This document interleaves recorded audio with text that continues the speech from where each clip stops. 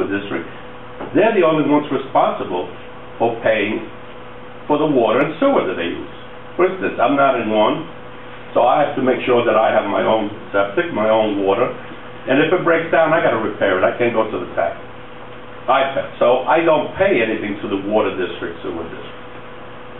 And one of the things that was mentioned by the opposing viewpoint that I heard was whether you call it tax or fees, whatever name you put on it, somehow this water district, this water board, is going to have to function. How much more time do I have? Okay. It's going to have to function somehow. The costs have to be, staff has to be paid, experts have to be paid, etc., etc.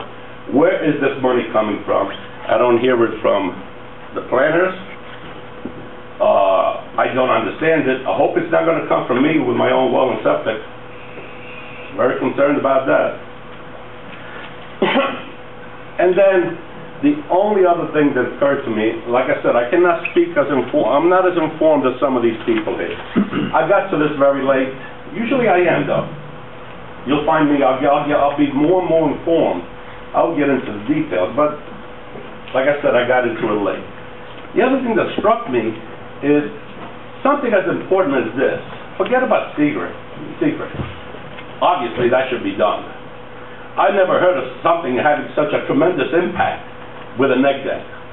I mean, my God, we do secret on a plot of 20 by 100 that we're going to do some work on.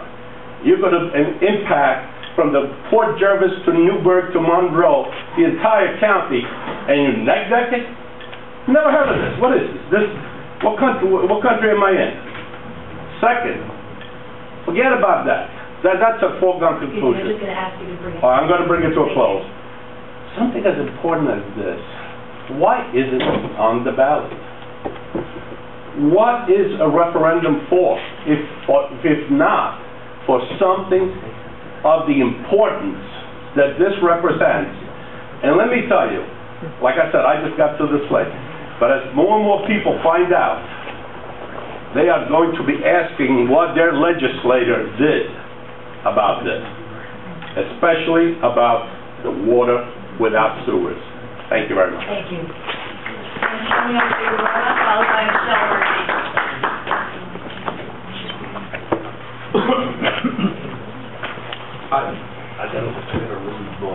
Good evening. My name is Tony Figueroa. I'm the former president of the Orange County Housing Consortium and the present chairman of the HUD Committee for the Housing Consortium. I'm also director of planning and development for a recap in Middletown. I speak tonight in favor of the amendments to the plan. I commend the legislature for considering these amendments. Sometimes elected officials have to make decisions that may not be popular ones, at least for the time being. In the long run, those right decisions prove to be the correct ones, and in the long run, they answer the needs of the people, which is what we elected you for. As having been one of the people who worked with David and the committee in putting this regional needs assessment as the basis for the supplement here, I strongly urge you and the legislature, please adopt this plan and let's move forward with answering the needs of Orange County. Thank you very much. Michelle Murphy, followed by Dave Cole.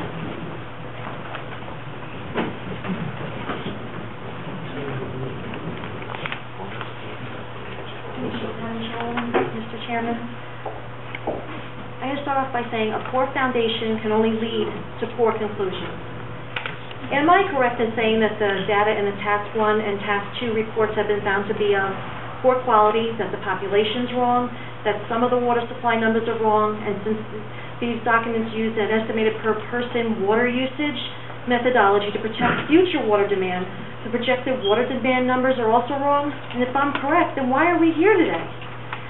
How can anyone make any decision about these amendments without a strong foundation? As they say, a house is only as strong as its foundation, and the foundation of this amendment is questionable at best.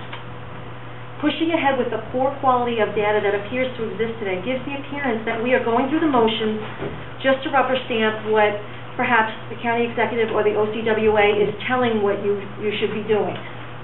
People are seriously questioning the recent decisions regarding the KJ sewer settlement because of this, the push to expand the Orange County Sewer District regarding the Camp LaGuardia property, and now this amendment with its serious flaws, and there's no safeguards for it. People are looking for transparency in the decision-making in government. Municipal leaders have been coming to you and are looking for you to have communication with them. This is now the opportunity for you to do that.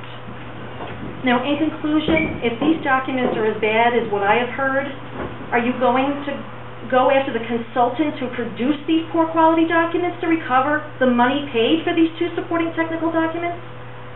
These documents were paid for with our taxpayer money, and some of you have stated that you are the ones responsible for performing the role of the Inspector General with the responsibility to protect our tax dollars.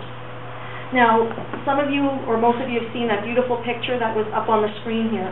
I want you to remember in your minds that beautiful picture, because that is pretty much the picture of where we live.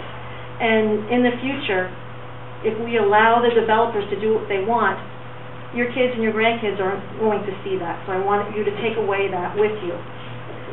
Are we going to do anything about this? I hope so. Thank you. Thank you, Michelle. David Cole?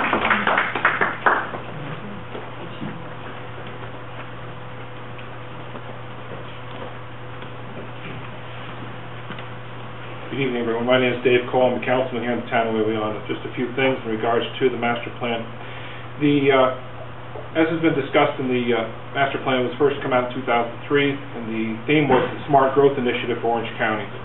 I hear tonight both pro and con, and I hear the scare tactics of some folks and some other folks that have some informed opinions this evening regarding the water. I've been involved with Mid-County Water Loop Study for 7 years now, and involved 6 towns and cities. It is a voluntary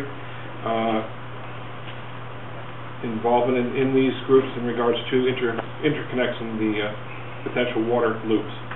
Affordable housing, very crucial, must be considered. The financial handicaps, as mentioned this evening, to keep our children in the area. Another thing that affordable housing does is it builds our workforce to entice commercial development in this area. You also need the water for those, but this population can also be managed. What numbers have been mentioned here are maximum build-out. Those numbers could be negotiated with the various municipalities and towns. Anyway. Density number, as I mentioned. I do concur with Supervisor Rosano for the alternate route for the Indigo, other than Kirby Town Road, for water. And in conclusion, I do again support the amendments as put forth by the county. Thank you. Thank you, David. Okay, that is all our speakers who are signed up to speak. I'd just like to ask, is there anybody else here who has not spoken? Although it's in 3 locations, it's 1 public hearing. Is there anybody from the audience who has not yet spoken who would like to come up to the mic? If you would kindly state your name and address for the record, please. Thank you. Pete Ash, 10 Hemlock Hill, Greenwood Lake, New York. Thank you. Can everybody hear that? Yes. Okay.